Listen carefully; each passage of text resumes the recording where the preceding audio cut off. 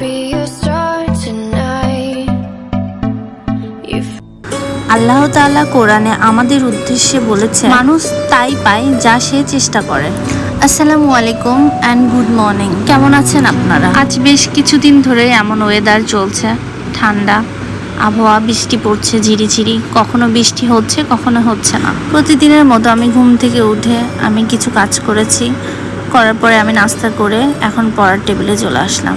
আজকে আমার রুটিনের চতুর্থ দিন, মানে আজকে আমার চ্যালেঞ্জটা কমপ্লিট হচ্ছে। আমি যেহেতু 4 দিনের চ্যালেঞ্জ নিয়েছিলাম, আজকেই শেষ দিন, এখন আমি শুরু করব। কেউ হয়তো বলতে পারে যে আমি এক সাবজেক্ট কেন পড়ছি। আমি এক সাবজেক্ট এই কারণে প্রতিদিন পড়ছি, কারণ আমি চাই যে আমার একটা সাবজেক্টই শেষ হোক, আর আমার সাবজেক্টের পাশাপাশি যেন আমার পড়ার অভ্যাসটা হয়ে যায়। পড়াটাকে আমি গুছিয়ে নিয়ে আসার জন্য এই কাজটা করছি।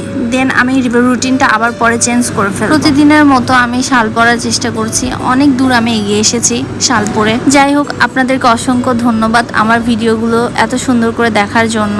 আমি আবারও বলছি, অনেক কথার মাঝে ভুল হয়ে যায়, সেই ভুলগুলো আপনারা আমাকে সংশোধন করাই দিবেন। আমার যখন পড়তে ইচ্ছা করে না বা পড়ার মন বসে না, তখন আমি নিজেকে একটা মোটিভেট করি। সেই মোটিভেটটি হলো, আমাদের এই পড়ার বয়স আর মাত্র কয়েকটি বছর, এই পড়ার জীবন আমাদের শেষ হয়ে যাবে। তারপর থেকে আমরা মুক্ত হয়ে যাব। আমাদের চাকরির পরীক্ষা হয়তো বা শুরু হবে, আমরা হয়তো বা চাকরি করতেও পারি, আবার নাও করতে পারি, বা প্রিপারেশন নিতেও পারি, নাও পারি। আমাদের মূল কথা হচ্ছে এই স্টুডেন্ট লাইফটা শেষ হয়ে যাবে। সবকিছু একটা সময় সাপেক্ষ। যেমন স্কুল জীবন থেকে high school life, high school life থেকে কলেজ লাইফ, তো আমাদের সবকিছুরই একটা নির্দিষ্ট সময় রয়েছে যা আমরা অতিক্রম করে চলে আসি। আমাদের এই জীবনগুলা, শিক্ষা জীবনের সমাপ্তি ঘটবে আমরা যদি অনার্স পাস করি। আরো পড়াশোনা আছে, আমরা চাইলে করতে, কিন্তু মূল যে শিক্ষা সফরটা আমাদের, সেটা শেষ হওয়ার মতো। আমরা এক ধাপ থেকে যখন আরেক ধাপে চলে যাই, তখন আমাদের আনন্দ এক এক সময় এক এক রকম হয়ে যায়। স্কুল জীবন থেকে হাই স্কুল জীবনের আনন্দ ব্যতিক্রম, হাই স্কুল থেকে কলেজ জীবনের আনন্দ ব্যতিক্রম, কলেজ জীবন থেকে গ্রাজুয়েশন শেষ করা, এটাও কিন্তু ব্যতিক্রম একটা আনন্দের মধ্যে দিয়েই যায়। দেখতে দেখতে এত সময় চলে গেছে,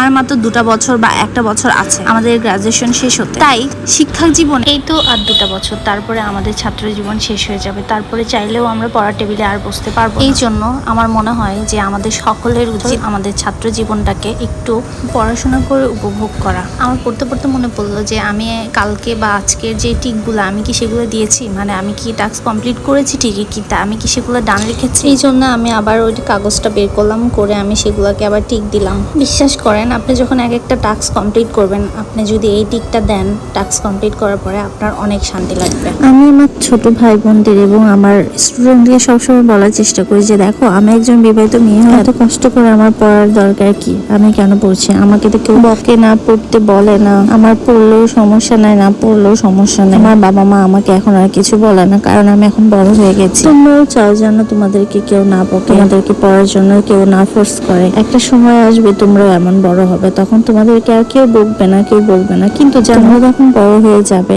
তখন তোমরা এই জিনিসগুলো বুঝতে পারবে, তখন তাদেরকে তোমরা মিস করবে। আমি মনে করি এখনকার বাচ্চা কাচ্চা অনেক কিছু বোঝে, তারা অনেক আপডেট হয়ে গেছে।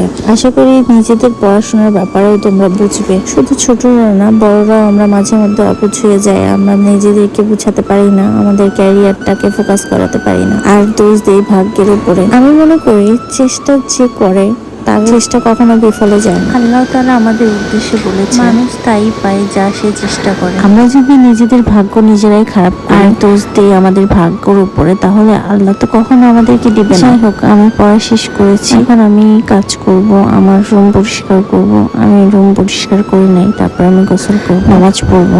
দেখতে দেখতে আমি 4টা দিন সত্যি সত্যি পার করেছি। এটা ভেবে আমার অনেক ভালো লাগছে, কারণ আমার তো আগেই বলেছি অনেক বিপদ আসে। আমি যখন না 3 দিন পড়ি, তারপর আমি 4th দিনে আর পড়তে পারি না, আমার পড়া মনোযোগ থাকে না, হয় আমার বিপদ আসে, হয় আমি নিজে পড়তে বসবো না, এরকম হয়। আমি যে 4 দিন পড়তে পেরেছি, এই জন্য আমার অনেক ভালো লাগছে। আসলে একবার যদি পড়ার অভ্যাস চলে যায়, সেই অভ্যাসটা তৈরি করা খুব কঠিন হয়ে যায়। আপনি যদি একটা না 2-3 দিন বেশি রেস্ট খান, দেখবেন আপনার পড়ার প্রতি এনার্জিটা নষ্ট হয়ে গেছে, পড়ার টেবিলে তখন আর মন বসতে চায়। যাই হোক, আমি বিছানা ঘর পরিষ্কার করলাম, করে আমি গোসলটা সেরে নিলাম। আমি তারপরে দুপুরে খাবার কমপ্লিট করে আমি বেরিয়ে গেলাম। আমার বান্ধবী আসবে, ওর সাথে মার্কেটে যেতে হবে। ওর আজকে পুরাতন বইগুলো বিক্রি করে দিল।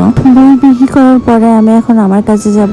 এখন আমি চলে যাব একটা কোচিং এ, বিসিএস এর, আপনারা সবাই চেনেন, উত্তরণে। এখন আমাকে ওখান থেকে কিছু বই গিফট করতে চেয়েছিল। তারপরে আমরা কোচিং এ চলে গেলাম। আমার বান্ধবীও আমার সাথে গিয়েছিল, যার কারণে ওকেও এক সেট বই গিফট করেছে। তাদের বিসিএস এর একটা ফাউন্ডেশন নতুন কোর্স চলছে, সেই কোর্স সম্পর্কে তারা আমাকে কিছু ধারণা দিল। ওখান থেকে বেরিয়ে আসলাম।